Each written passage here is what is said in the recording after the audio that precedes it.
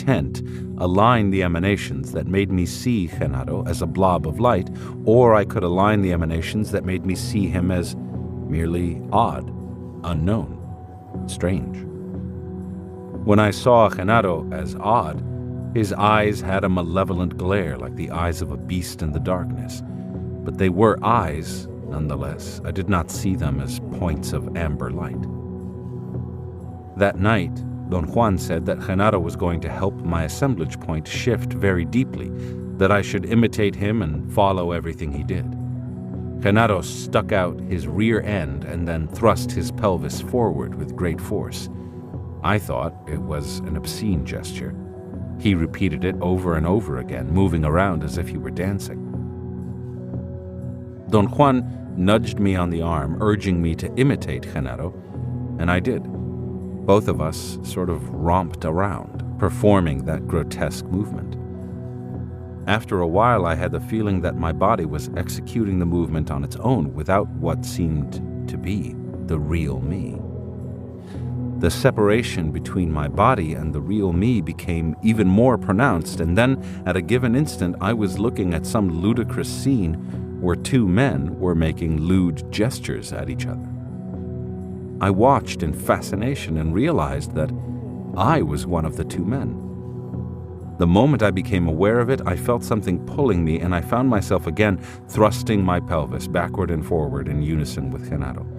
Almost immediately, I noticed that another man standing next to Don Juan was watching us. The wind was blowing around him. I could see his hair being ruffled. He was naked and seemed embarrassed. The wind gathered around him as if protecting him, or perhaps the opposite, as if trying to blow him away. I was slow to realize that I was the other man. When I did, I got the shock of my life. An imponderable physical force pulled me apart as if I were made out of fibers, and I was again looking at a man that was me, romping around with Genaro, gaping at me while I looked. And at the same time, I was looking at a naked man that was me, gaping at me while I made lewd gestures with Genaro. The shock was so great that I broke the rhythm of my movements and fell down. The next thing I knew, Don Juan was helping me to stand up. Genaro and the other me, the naked one, had disappeared. I had also remembered that Don Juan had refused to discuss the event. He didn't explain it, except to say that Genaro was an expert in creating his double, or the other, and that I had had long interactions with Genaro's double in states of normal awareness without ever detecting it. That night, as he has done hundreds of times before, Genaro made your assemblage point shift very deep into your left side, Don Juan commented, after I had recounted to him everything I had remembered. His power was such that he dragged your assemblage point to the position where the dreaming body appears. You saw your dreaming body watching you, and his dancing did the trick. I asked him to explain to me how Genaro's lewd movement could have produced such a drastic effect. "You're a prude," he said. "Genaro used your immediate displeasure and embarrassment at having to perform a lewd gesture. Since he was in his dreaming body, he had the power to see the eagle's emanations. From that advantage, it was a cinch to make your assemblage point move." He said that whatever Genaro had helped me to do that night was minor, that Genaro had moved my assemblage point and made it produce a dreaming body many, many times, but that those events were not what he wanted me to remember. "I want you to realign the proper emanations and remember the time when you really woke up in a dreaming position," he said. A strange surge of energy seemed to explode inside me, and I knew what he wanted me to remember. I could not, however, focus my memory on the complete event. I could only recall a fragment of it. I remembered that one morning, Don Juan, Don Genaro, and I had sat on that very same bench while I was in a state of normal awareness. Don Genaro had said all of a sudden that he was going to make his body leave the bench without getting up. The statement was completely out of the context of what we had been discussing. I was accustomed to Don Juan's orderly, didactic words and actions. I turned to Don Juan expecting a clue, but he remained impassive, looking straight ahead as if Don Genaro and I were not there at all. Don Genaro nudged me to attract my attention, and then I witnessed a most disturbing sight. I actually saw Genaro on the other side of the square. He was beckoning me to come, but I also saw Don Genaro sitting next to me, looking straight ahead, just as Don Juan was. I wanted to say something to express my awe, but I found myself dumbstruck, imprisoned by some force around me that did not let me talk. I again looked at Genaro across the park. He was still there, motioning to me with a gesture of his head to join him. My emotional distress mounted by the second. My stomach was getting upset, and finally, I had tunnel vision. A tunnel that led directly to Genaro on the other side of the square. And then a great curiosity, or a great fear, which seemed to be the same thing at that moment, pulled me to where he was. I actually soared through the air and got to where he was. He made me turn around and pointed to the three people who were sitting on a bench in a static position, as if time had been suspended. I felt a terrible discomfort, an internal itching, as if the soft organs in the cavity of my body were on fire, and then I was back on the bench. But Genaro was gone. He waved goodbye to me from across the square and disappeared among the people going to the market. Don Juan became very animated. He kept on looking at me. He stood up and walked around me. He sat down again and could not keep a straight face as he talked to me. I realized why he was acting that way. I had entered into a state of heightened awareness without being helped by Don Juan. Genaro had succeeded in making my assemblage point move by itself. I laughed involuntarily upon seeing my writing pad, which Don Juan solemnly put inside his pocket. He said that he was going to use my state of heightened awareness to show me that there is no end to the mystery of man and to the mystery of the world. I focused all my concentration on his words. However, Don Juan said something I didn't understand. I asked him to repeat what he had said. He began talking very softly. I thought he had lowered his voice so as not to be overheard by other people. I listened carefully, but I couldn't understand a word of what he was saying. He was either speaking in a language foreign to me, or it was mumbo-jumbo. The strange part of it was that something had caught my undivided attention, either the rhythm of his voice or the fact that I had forced myself to understand. I had the feeling that my mind was different from usual, although I couldn't figure out what the difference was. I had a hard time thinking, reasoning out what was taking place. Don Juan talked to me very softly in my ear. He said that since I had entered into heightened awareness without any help from him, my assemblage point was very loose, and that I could let it shift into the left side by relaxing, by falling half asleep on that bench. He assured me that he was watching over me, that I had nothing to fear. He urged me to relax, to let my assemblage point move. I instantly felt the heaviness of being deeply asleep. At one moment I became aware that I was having a dream. I saw a house that I had seen before. I was approaching it as if I were walking on the street. There were other houses, but I couldn't pay any attention to them. Something had fixed my awareness on the particular home I was seeing. It was a big, modern stucco house with a front lawn. When I got closer to that house, I had a feeling of familiarity with it, as if I had dreamed of it before. I walked on a gravel path to the front door. It was open, and I walked inside. There was a dark hall and a large living room to the right, furnished with a dark red couch and matching armchairs set in a corner. I was definitely having tunnel vision. I could see only what was in front of my eyes. A young woman was standing by the couch as if she had just stood up as I came in. She was lean and tall, exquisitely dressed in a tailored green suit. She was perhaps in her late 20s. She had dark brown hair, burning brown eyes that seemed to smile, and a pointed, finely chiseled nose. Her complexion was fair, but had been tanned to a gorgeous brown. I found her ravishingly beautiful. She seemed to be an American. She nodded at me, smiling, and extended her hands with the palms down, as if she were helping me up. I clasped her hands in a most awkward movement. I scared myself and tried to back away, but she held me firmly and yet so gently. Her hands were long and beautiful. She spoke to me in Spanish with a faint trace of an accent. She begged me to relax, to feel her hands, to concentrate my attention on her face, and to follow the movement of her mouth. I wanted to ask her who she was, but I couldn't utter a word. Then I heard Don Juan's voice in my ear. He said, "Oh, there you are," as if he had just found me. I was sitting on the park bench with him, but I could also hear the young woman's voice. She said, "Come and sit with me."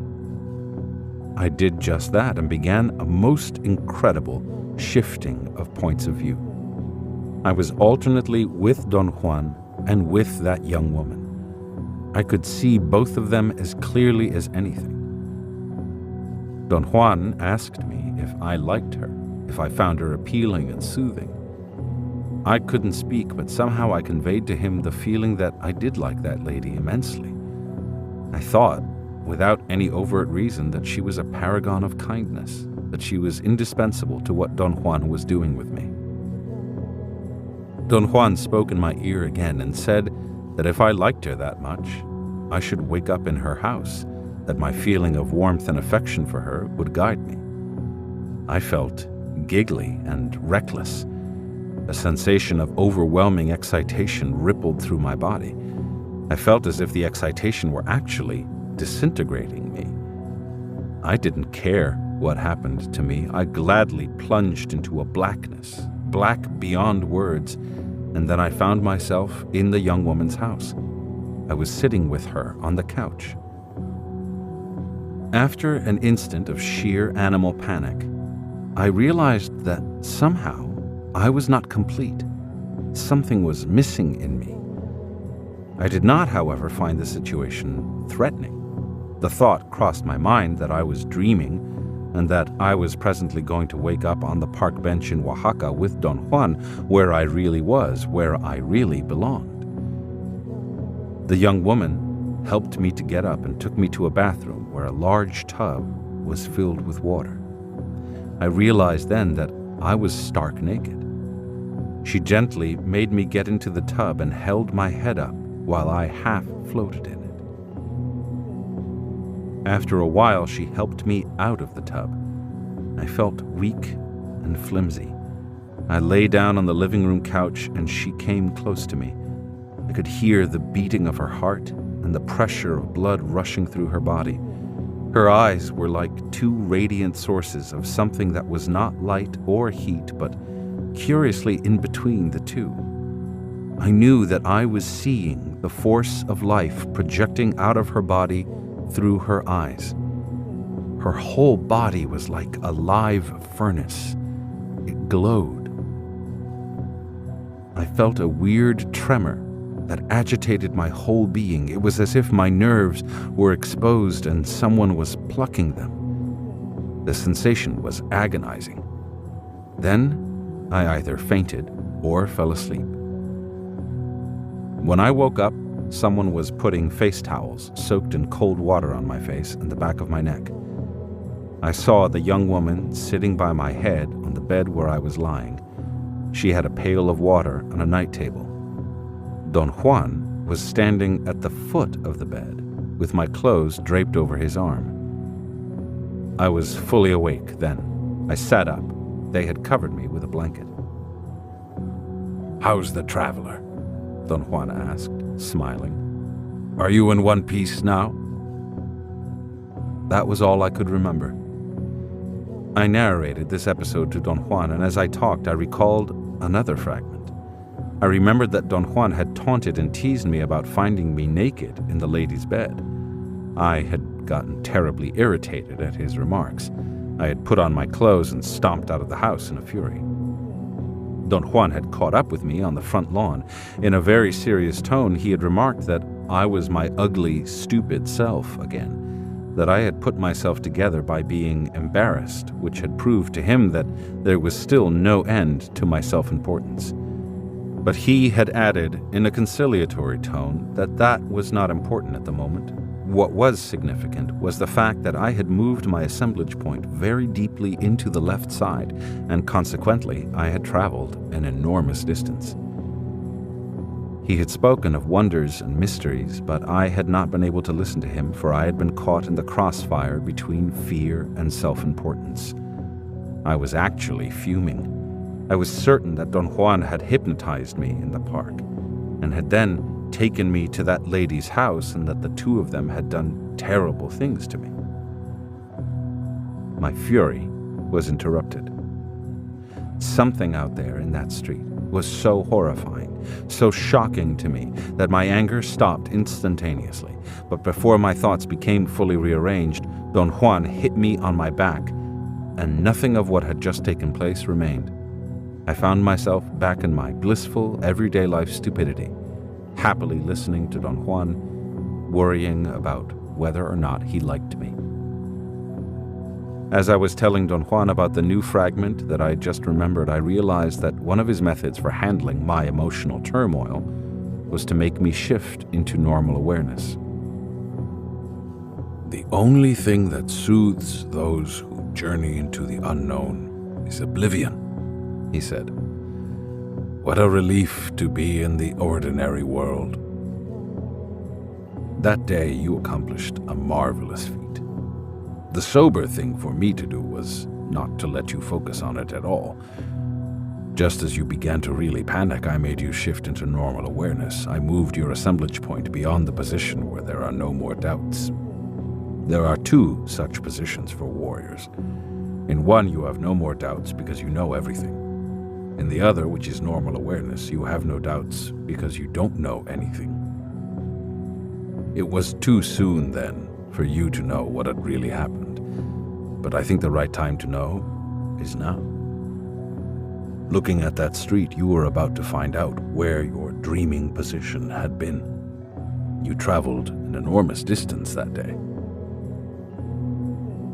Don Juan scrutinized me with a mixture of glee and sadness. I was trying my best to keep under control the strange agitation I was feeling. I sensed that something terribly important to me was lost inside my memory, or, as Don Juan would have put it, inside some unused emanations that at one time had been aligned. My struggle to keep calm proved to be the wrong thing to do. All at once, my knees wobbled, and nervous spasms ran through my midsection.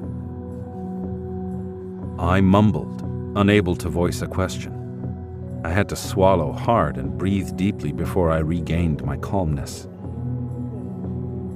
When we first sat down here to talk, I said that no rational assumptions should interfere with the actions of a seer, he continued in a stern tone. I knew that in order to reclaim what you've done, you'd have to dispense with rationality, but you'd have to do it in the level of awareness you are in now. He explained that I had to understand that rationality is a condition of alignment, merely the result of the position of the assemblage point. He emphasized that I had to understand this when I was in a state of great vulnerability, as I was at that moment. To understand it when my assemblage point had reached the position where there are no doubts was useless, because realizations of that nature are commonplace in that position. It was equally useless to understand it in a state of normal awareness. In that state, such realizations are emotional outbursts that are valid only for as long as the emotion lasts. I've said that you traveled a great distance that day, he said calmly. And I said that because I know it. I was there, remember? I was sweating profusely out of nervousness and anxiety. You traveled because you woke up at a distant dreaming position, he continued. When Genaro pulled you across the plaza right here from this bench, he paved the way for your assemblage point to move from normal awareness all the way to the position where the dreaming body appears. Your dreaming body actually flew over an incredible distance in the blink of an eyelid. Yet that's not the important part. The mystery is in the dreaming position. If it is strong enough to pull you, you can go to the ends of this world or beyond it, just as the old seers did. They disappeared from this world because they woke up at a dreaming position beyond the limits of the known. Your dreaming position that day was in this world, but quite a distance from the city of Oaxaca. How does a journey like that take place? I asked. There is no way of knowing how it is done, he said. Strong emotion or unbending intent or great interest serves as a guide. Then the assemblage point gets powerfully fixed at the dreaming position, long enough to drag there all the emanations that are inside the cocoon. Don Juan said then that he had made me see countless times over the years of our association, either in states of normal awareness or in states of heightened awareness.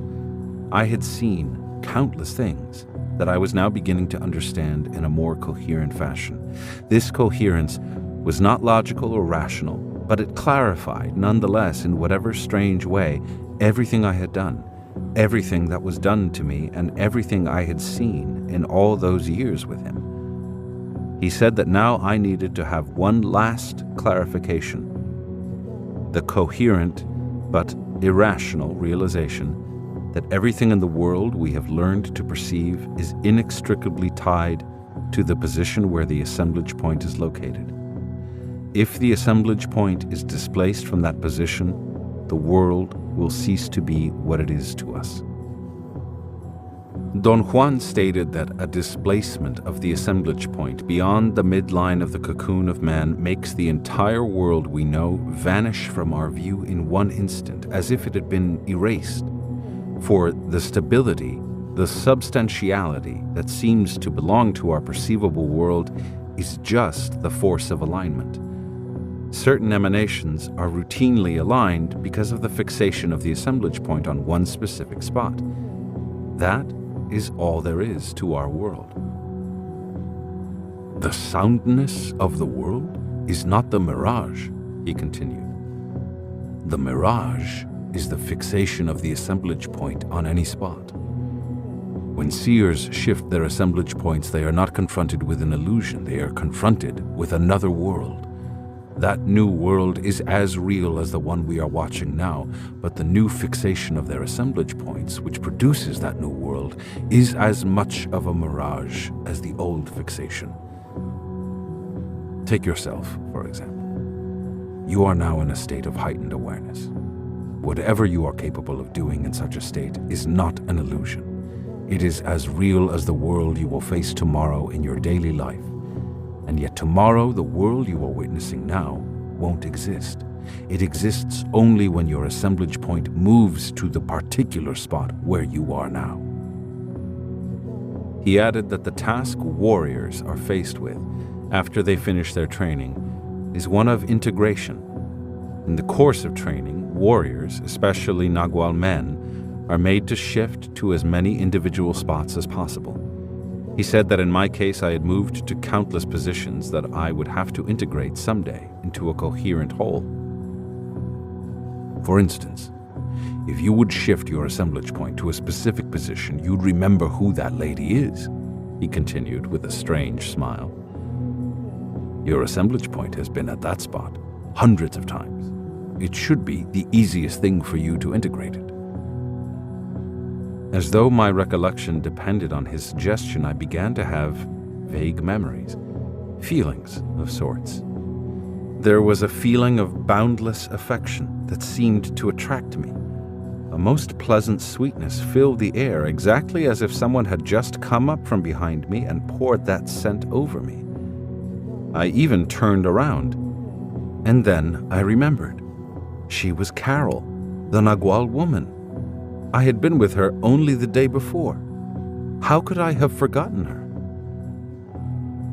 I had an indescribable moment in which I think all the feelings of my psychological repertory ran through my mind. Was it possible, I asked myself, that I had woken up in her house in Tucson, Arizona, 2,000 miles away? And are each of the instances of heightened awareness so isolated that one cannot remember them? Don Juan came to my side and put his arm on my shoulder. He said that he knew exactly how I felt. His benefactor had made him go through a similar experience.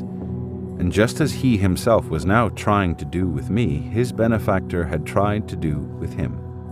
Soothe with words. He had appreciated his benefactor's attempt, but he doubted then, as he doubted now, that there is a way to soothe anyone who realizes the journey of the dreaming body. There was no doubt in my mind now. Something in me had traveled the distance between the cities of Oaxaca, Mexico, and Tucson, Arizona. I felt a strange relief, as if I had been purged of guilt at long last. During the years I had spent with Don Juan, I had had lapses of continuity in my memory. My being in Tucson with him on that day was one of those lapses. I remembered not being able to recall how I had gotten to Tucson. I didn't pay any attention to it, however. I thought the lapse was the result of my activities with Don Juan. He was always very careful not to arouse my rational suspicions in states of normal awareness. But if suspicions were unavoidable, he always curtly explained them away by suggesting that the nature of our activities fostered serious disparities of memory. I told Don Juan that since both of us had ended up that day in the same place, I wondered whether it was possible for two or more people to wake up at the same dreaming position. Of course, he said. That's the way the old Toltec sorcerers took off into the unknown, in packs. They followed one another. There is no way of knowing how one follows someone else. It's just done. The dreaming body just does it. The presence of another dreamer spurs it to do it. That day, you pulled me with you, and I followed because I wanted to be with you. I had so many questions to ask him, but every one of them seemed superfluous. How is it possible that I didn't remember the Nagual woman? I muttered, and a horrible anguish and longing gripped me. I was trying not to feel sad anymore, but suddenly sadness ripped through me like pain. You still don't remember her, he said. Only when your assemblage point shifts can you recollect her. She is like a phantom to you, and so are you to her.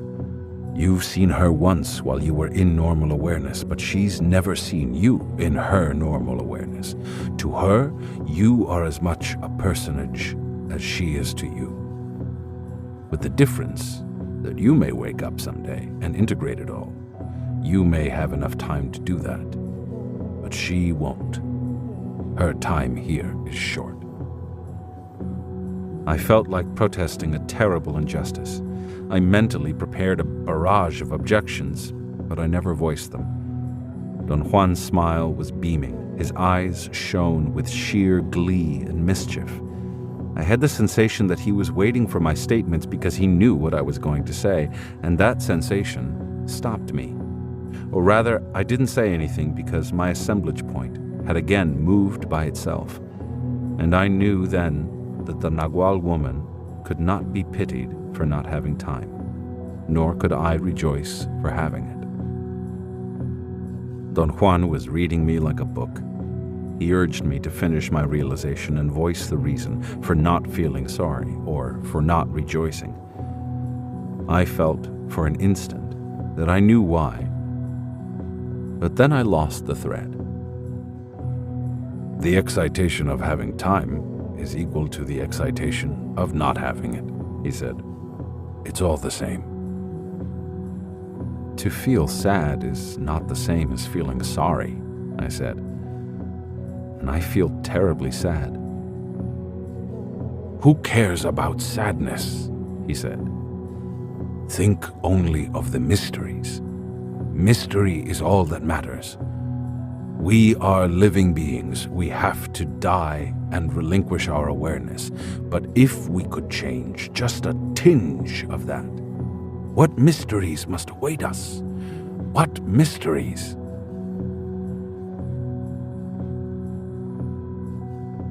Chapter 18. Breaking the Barrier of Perception. In the late afternoon, still in Oaxaca, Don Juan and I strolled around the square leisurely. As we approached his favorite bench, the people who were sitting there got up and left. We hurried over to it and sat down. We've come to the end of my explanation of awareness, he said. And today you are going to assemble another world by yourself and leave all doubts aside forever. There must be no mistake about what you are going to do. Today, from the vantage point of heightened awareness, you are going to make your assemblage point move, and in one instant, you are going to align the emanations of another world. In a few days, when Genaro and I meet you on a mountaintop, you are going to do the same from the disadvantage of normal awareness. You will have to align the emanations of another world on a moment's notice. If you don't, you will die the death of an average man who falls from a precipice. He was alluding to an act that he would have me perform as the last of his teachings for the right side, the act of jumping from a mountaintop into an abyss. Don Juan stated that warriors ended their training when they were capable of breaking the barrier of perception unaided, starting from a normal state of awareness. The Nagual led warriors to that threshold, but success was up to the individual. The Nagual merely tested them by continually pushing them to fend for themselves. The only force that can temporarily cancel out alignment is alignment, he continued.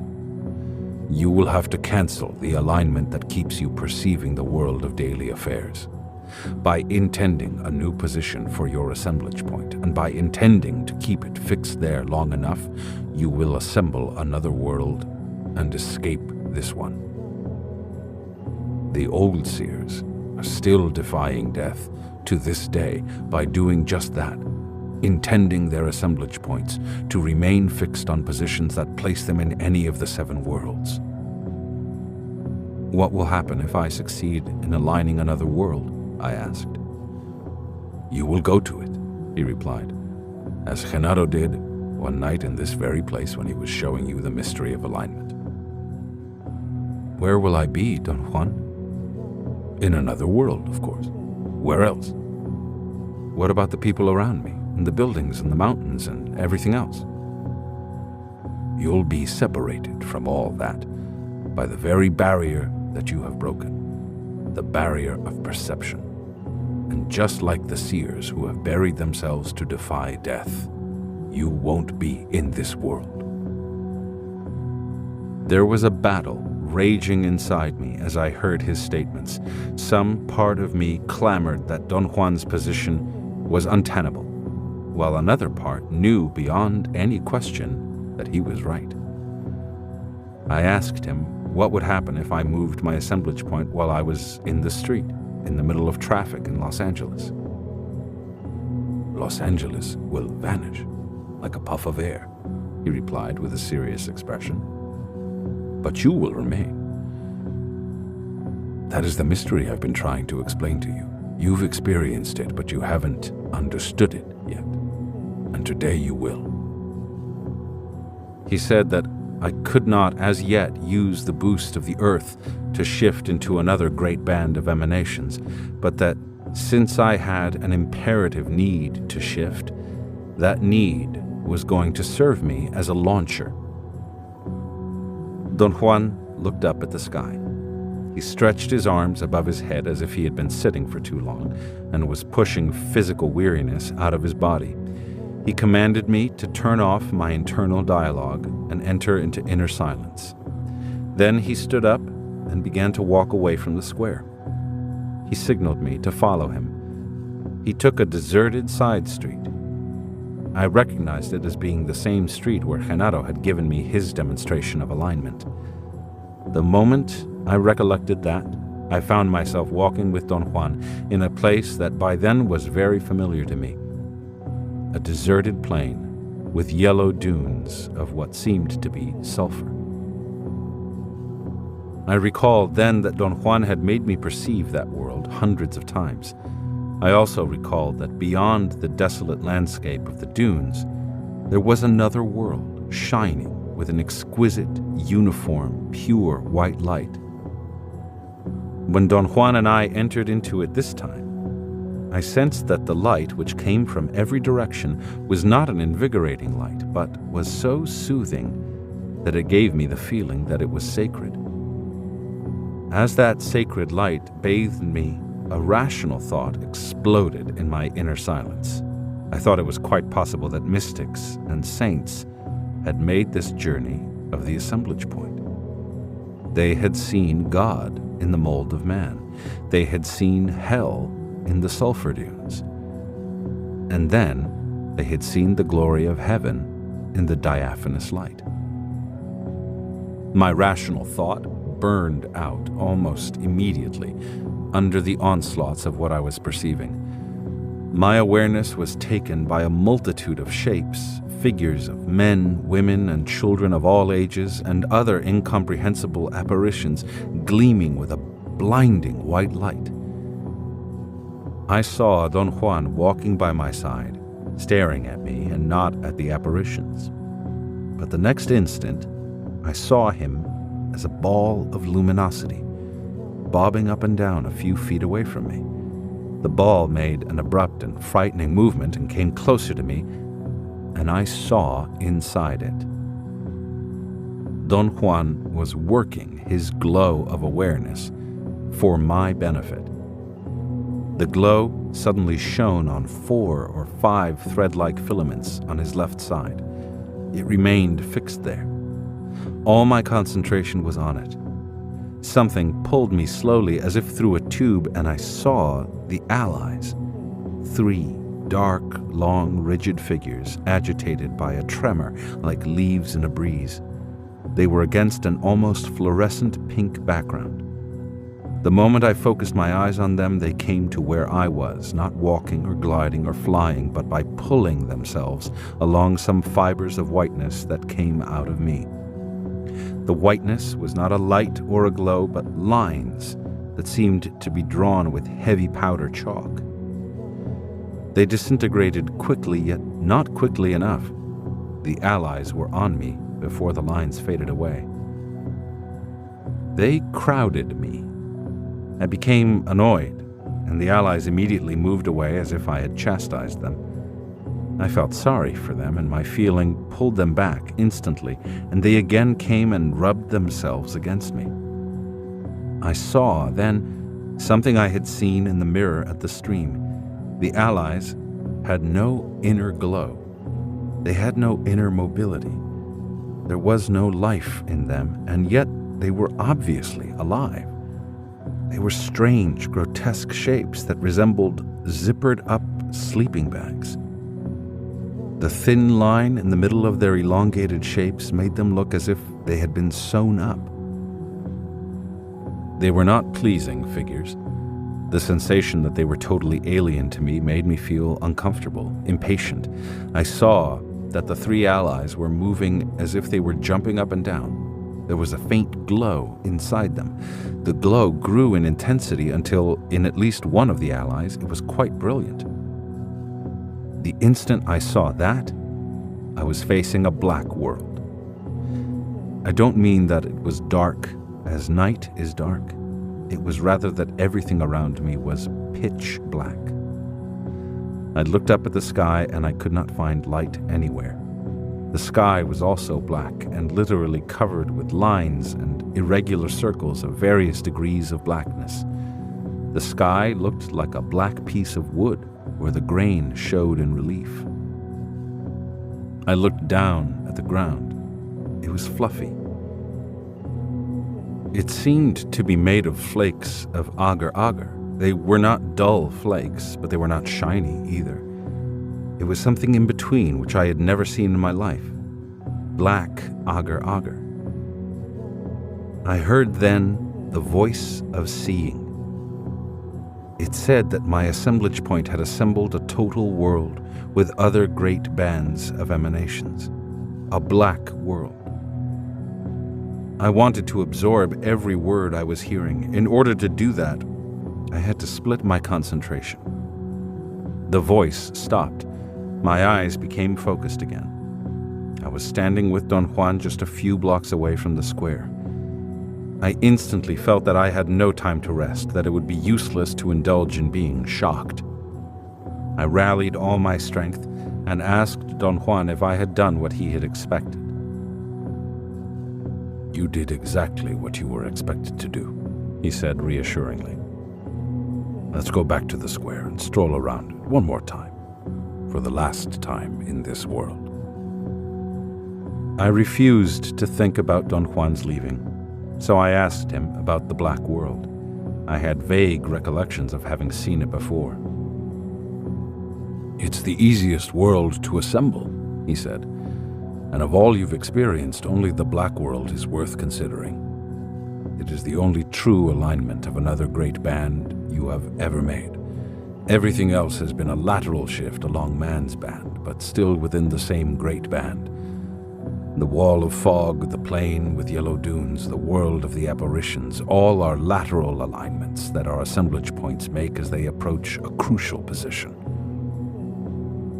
He explained as we walked back to the square that one of the strange qualities of the Black World is that it does not have the same emanations that account for time in our world. They are different emanations that produce a different result.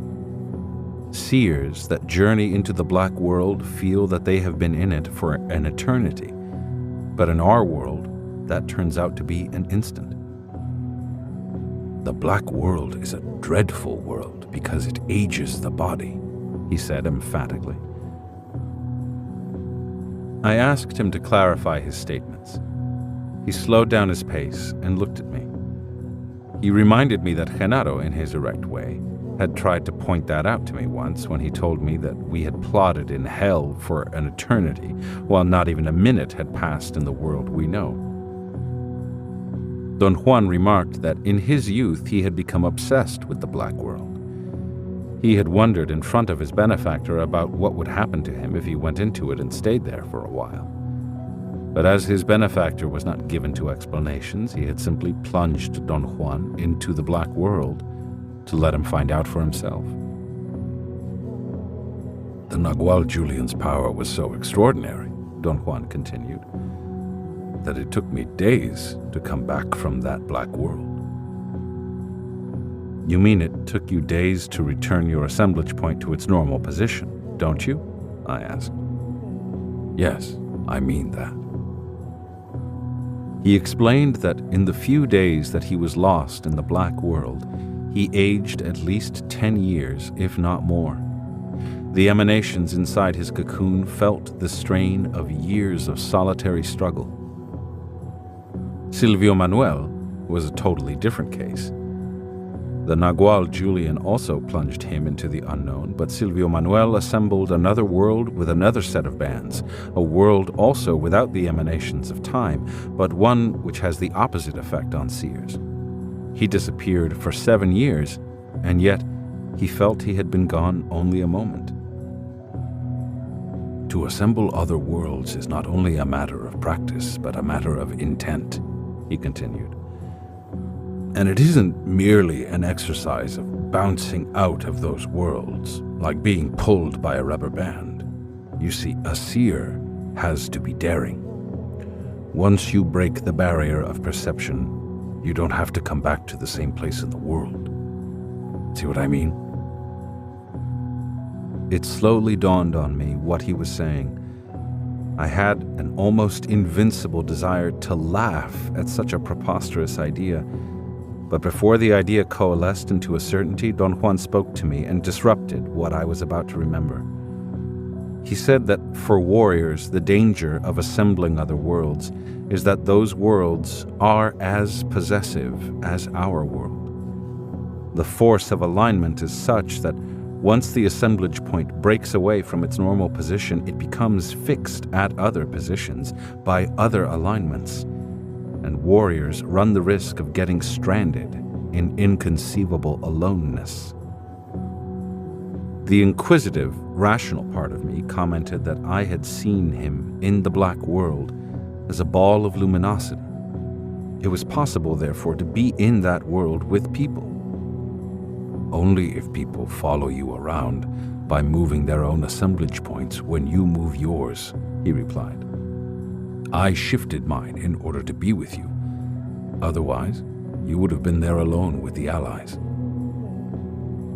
We stopped walking, and Don Juan said that it was time for me to go. I want you to bypass all lateral shifts, he said, and go directly to the next total world, the black world. In a couple of days, you'll have to do the same thing by yourself. You won't have time to piddle around. You'll have to do it in order to escape death. He said that breaking the barrier of perception is the culmination of everything seers do.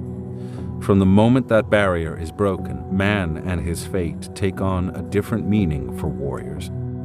Because of the transcendental importance of breaking that barrier, the new seers use the act of breaking it as a final test. The test consists of jumping from a mountaintop into an abyss while in a state of normal awareness. If the warrior jumping into the abyss does not erase the daily world and assemble another one before he reaches bottom, he dies. What you are going to do is to make this world vanish, he went on. But you are going to remain someone yourself. This is the ultimate bastion of awareness, the one the new seers count on. They know that after they burn with consciousness, they somewhat retain the sense of being themselves. He smiled and pointed to a street that we could see from where we were standing, the street where Genaro had shown me the mysteries of alignment. That street, like any other, leads to eternity, he said. All you have to do is follow it in total silence. It's time. Go now. Go. He turned around and walked away from me. Genaro was waiting for him at the corner. Genaro waved at me and then made a gesture of urging me to come on. Don Juan kept on walking without turning to look. Genaro joined him. I started to follow them, but I knew that it was wrong. Instead, I went in the opposite direction. The street was dark, lonely and bleak. I did not indulge in feelings of failure or inadequacy. I walked in inner silence. My assemblage point was moving at great speed. I saw the three allies. The line of their middle made them look as if they were smiling sideways. I felt that I was being frivolous. And then a wind-like force blew the world away.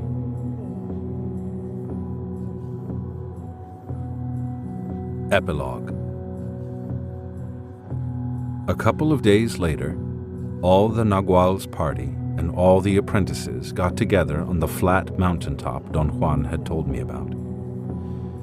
Don Juan said that each of the apprentices had already said goodbye to everybody, and that all of us were in a state of awareness that admitted no sentimentalism.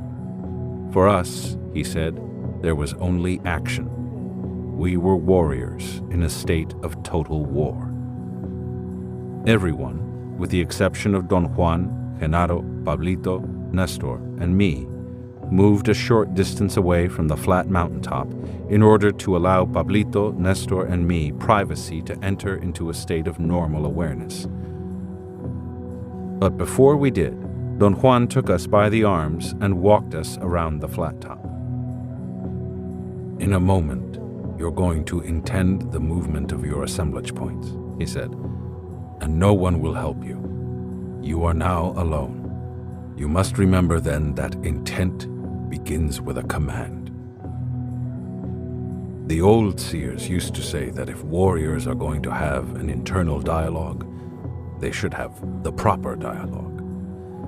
For the old seers, that meant a dialogue about sorcery and the enhancement of their self-reflection. For the new seers, it doesn't mean dialogue, but the detached manipulation of intent through sober commands. He said over and over again that the manipulation of intent begins with a command given to oneself. The command is then repeated until it becomes the eagle's command, and then the assemblage point shifts accordingly, the moment warriors reach inner silence. The fact that such a maneuver is possible, he said, is something of the most singular importance to seers, old and new alike, but for reasons diametrically opposed. Knowing about it allowed the old seers to move their assemblage point to inconceivable dreaming positions in the incommensurable unknown. For the new seers, it means refusing to be food. It means escaping the eagle by moving their assemblage points to a particular dreaming position called total freedom. He explained that the old seers discovered that it is possible to move the assemblage point to the limit of the known and keep it fixed there in a state of prime heightened awareness. From that position, they saw the feasibility of slowly shifting their assemblage points permanently to other positions beyond that limit, a stupendous feat fraught with daring but lacking sobriety, for they could never retract the movement of their assemblage points, or perhaps they never wanted to. Don Juan said that adventurous men, faced with the choice of dying in the world of ordinary affairs or dying in unknown worlds, will unavoidably choose the latter, and that the new seers, realizing that their predecessors had chosen merely to change the locale of their death, came to understand the futility of it all, the futility of struggling to control their fellow men, the futility of assembling other worlds, and above all, the futility of self-importance. One of the most fortunate decisions that the new seers made, he said, was never to allow their assemblage points to move permanently to any position other than heightened awareness. From that position, they actually resolved their dilemma of futility and found out that the solution is not simply to choose an alternate world in which to die, but to choose total consciousness, total freedom. Don Juan commented that by choosing total freedom, the new seers unwittingly continued in the tradition of their predecessors and became the quintessence of the Death Defiers. He explained that the new seers discovered that if the assemblage point is made to shift constantly to the confines of the unknown, but is made to return to a position at the limit of the known, then, when it is suddenly released, it moves like lightning across the entire cocoon of man, aligning all the emanations inside the cocoon at once. The new seers burn with the force of alignment, Don Juan went on, with the force of will, which they have turned into the force of intent through a life of impeccability. Intent is the alignment of all the amber emanations of awareness, so it is correct to say that total freedom means total awareness. Is that what all of you are going to do, Don Juan? I asked. We most certainly will, if we have sufficient energy, he replied. Freedom is the eagle's gift to man. Unfortunately, very few men understand that all we need in order to accept such a magnificent gift is to have sufficient energy.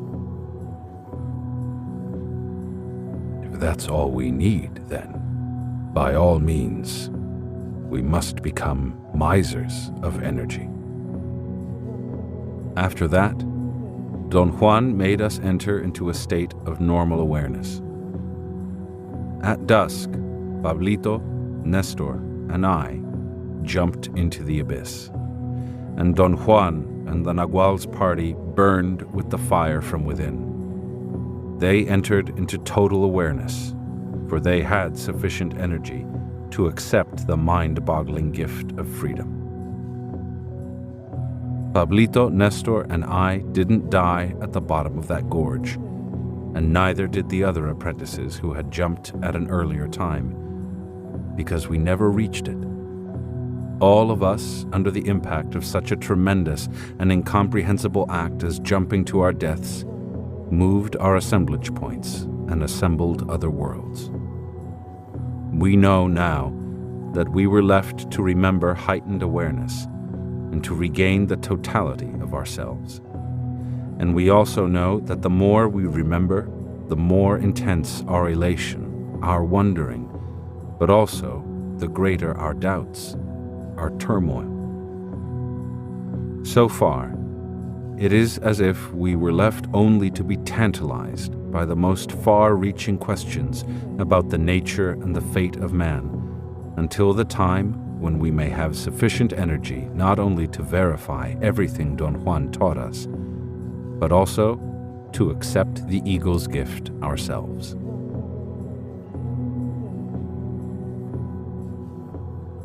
The End.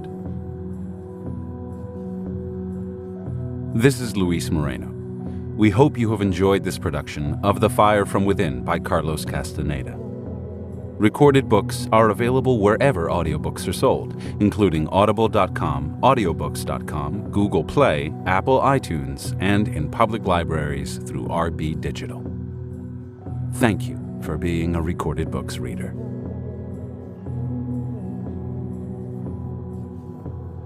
Audible hopes you have enjoyed this program. Program.